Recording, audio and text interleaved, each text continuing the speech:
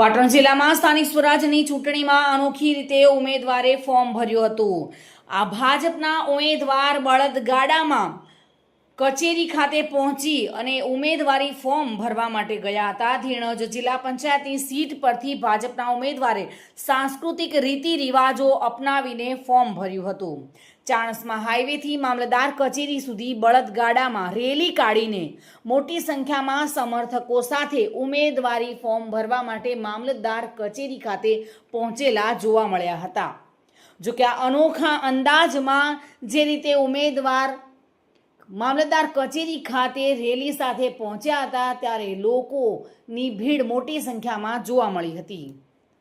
દિગ્નેશ સુથાર સાથે bureau report, today Gujarati news.